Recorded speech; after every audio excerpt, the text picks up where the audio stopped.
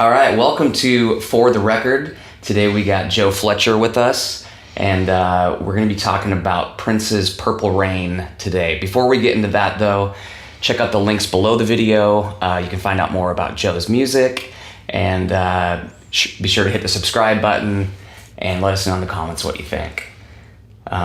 So Purple Rain, like I gave you a list of a bunch of different records to think about, and you ended up choosing Purple Rain, which wasn't on my list, which should have been on my list, but... There were a lot of great records on that list. I was looking at it long and hard, trying to pick one, and then Purple Rain popped into mind as a record that's been very important to me for a very long time. Well, let's start with... where did it begin? How did the record find you? Probably through, I think Let's Go Crazy was the first single. Mm-hmm. I was a huge Michael Jackson fan at the time. I was in fourth grade. Because Thriller was already out by that point. Thriller was already out. I think that came out the year before, and I was totally obsessed with it. I had the glove and the plastic beaded jacket. And that record came out and just completely floored me. So how old were you at this point? I was in fourth grade, so I was 10. Yeah. Lived in Cranston, Rhode Island. I remember, just the series of singles from that record, and because there was 5 singles and they all hit number one. They were huge. I remember that summer I used to listen to Casey Kasem's Top 40 every week, and When Doves Cry just ruled that summer. It was on top for I don't want to say 10 or 12 weeks. Wow.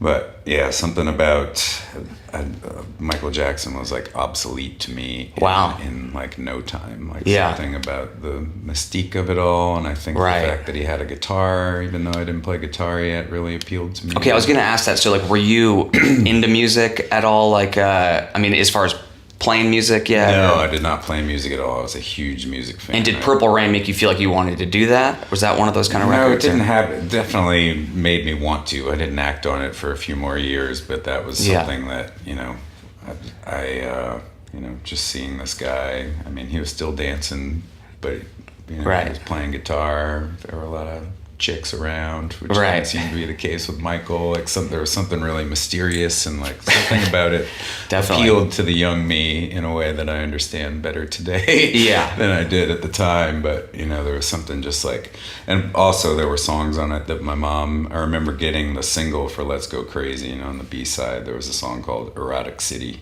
Oh yeah. A duet with Sheila E. And my mom came into my room once while I was listening to it, and she told me if she ever caught me listening to that side of the record again, she would scribble on it with a pen.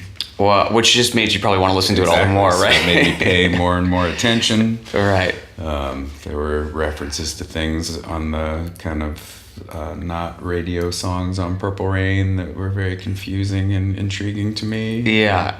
Darling Nikki was definitely a big, I feel like one of the reasons it's I still relate to it is listening to it again for the last couple days was, he doesn't really come right out and tell any story on it, which is something that I do in my songwriting. It's a lot of just kind of images. Mm-hmm. Less narrative storylines. Yeah, exactly. It just kind of builds, there's a vibe and a feeling, and, he just creates an atmosphere. And that's one of the words that I keep thinking of when I listen to that record is atmosphere. Every song, the intros on this record are so strong that it's it feels like you walk into another room at Paisley Park or wherever it is. It's from Let's Go Crazy into I'm drawing a blank on the name of the second song, but it's just I was going to ask you if you could go through all the titles for me. Well, I definitely know them all.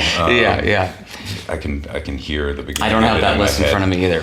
But it almost feels like you're walking through these curtains into I see colors associated with the songs. It's all really strong to me, and it's 9 songs, but it's 9 little worlds, Yeah. And and it's just the lyrics are just really mysterious and often really badass. He's just talking himself up, and but he's heartbroken sometimes. But he hits the girl sometimes. There's just a lot of that was something I wanted. Base instincts. I was curious, what your thoughts.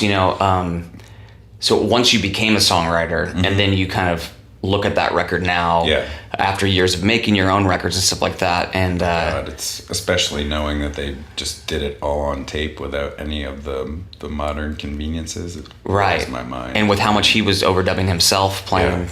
I mean, so many of the instruments. It's pretty crazy. I mean, that's one of the things like that I think is easy to forget is like you can, you know, if you take the time to like really set the mood of a song, which he clearly did with that. Right. You know, I really do. I mean, that album intro alone, you know, it's like you're in some sort of, it's like, you know, sexual, spiritual church experience. Yeah. I mean, it's the greatest intro. And just like the guitar sounds on it are like, especially in the mid 80s, like there's so like the guitar at the beginning of When Doves Cry is just like one of the nastiest guitar tones on any record ever. And then the little piano thing comes in and then it just drops down and that whole first verse is just the drum track and vocals. There's no other instrument until the chorus. It's just him singing over drums. So in some ways it seems like a huge production, but it gets like super sparse at times. It's like you don't. I remember when he died, sitting down, I was on tour with Brian Wright, and I wanted to play some song that night. I was really upset. Yeah. Like, that was like the celebrity death that really floored me the most. I mean, in the wake of David Bowie, who was very important to me, but Prince is somebody who I feel like I literally like grew up with. And, I mean, it was completely unexpected. What song did you choose to perform? We did When Doves Cry. Okay. Yep. So I played a show that same week, and I did I Would Die For You. Yeah. Which is probably my favorite one on there. Do you have a favorite song on the record?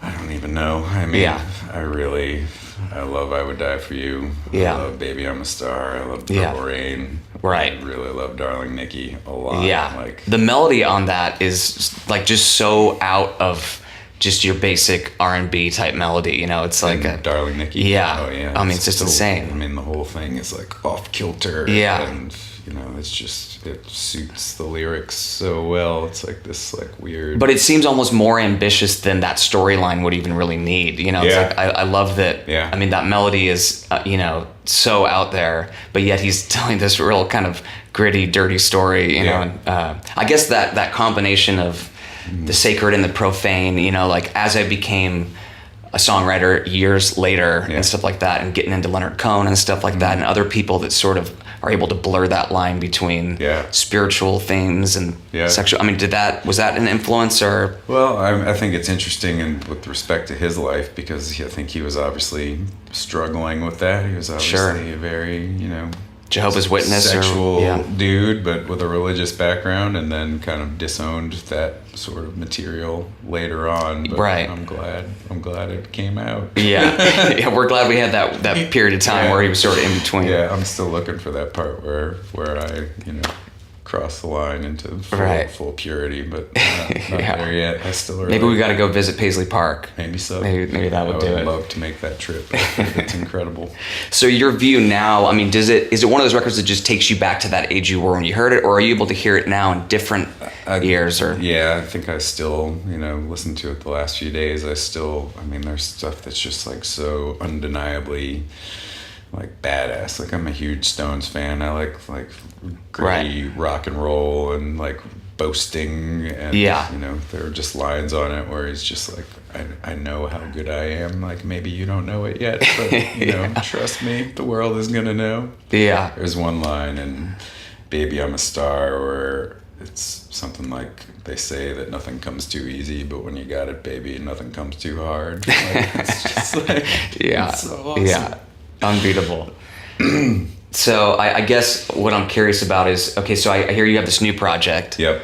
Hotel 10 Eyes. Hotel 10 Eyes. And I was curious, I guess since you chose this record and you have this mysterious new project coming, is there a correlation with the two? I think, well, maybe exploring more of my rock and roll side and my rock and roll heart, which was the first musical heart I ever had. And, you know, I like, you know, sexual things and, you know, sexy music, and I feel like this is a little bit more along those lines than anything I've been doing lately, you know, just like, you know, tapping into that kind of Stonesy, you know, just dirty rock and roll spirit, Velvet Underground, just cool. You know, well, I can't wait to hear this project. I can't wait to. And is there any little Prince production techniques or songwriting, things that you've found yourself? Listening to the record over the last couple of days certainly gave me a few ideas of things to approach a little bit differently. I mean, I love that, just breaking down in a verse to just drums and vocals, just like little things like that. Right. Just like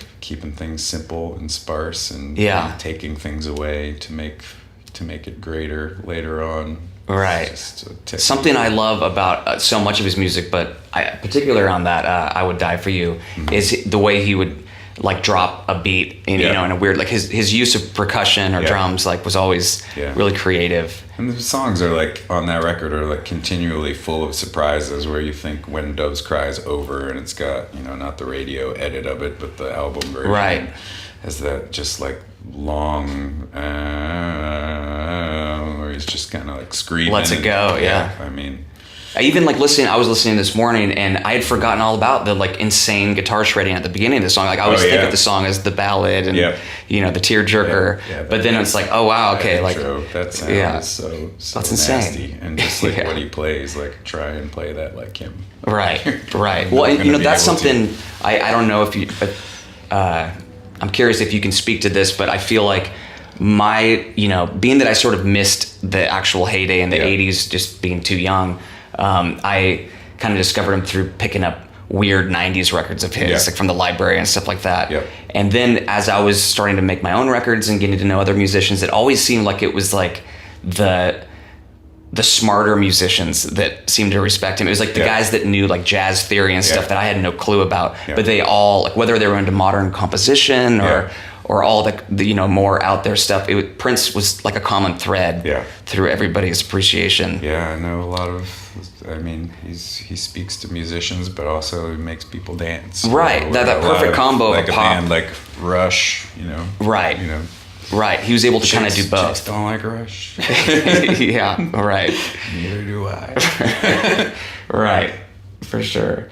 Would you, I guess I'm curious what you think about, do you feel like this album was the product of its time, or do you think it's something that stands outside of time? To me, there's certainly some sounds on it, and like with the technology available that I guess like maybe date it in a certain way, but I feel like it, it's not married to 1984. Like I feel like it was ahead of its time, for sure. He just had some sort of like crazy vision that he made come true that I feel like he would have done at any time. But listening to it now, it doesn't feel dated to me like a lot of records. So many of those sounds have come back around too. Yeah, that's true. We've heard the 80s revival like 3 or 4 times since then. Yes, we have.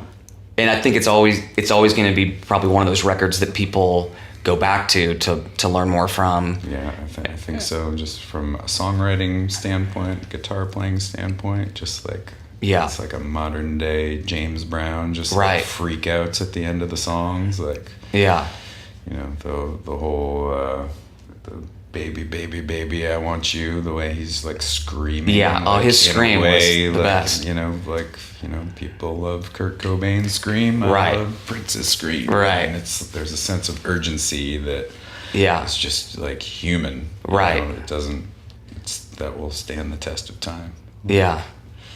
Well, I'm excited to hear this new project of yours because I feel like there might be some little hidden Prince moments maybe in there. I can only hope.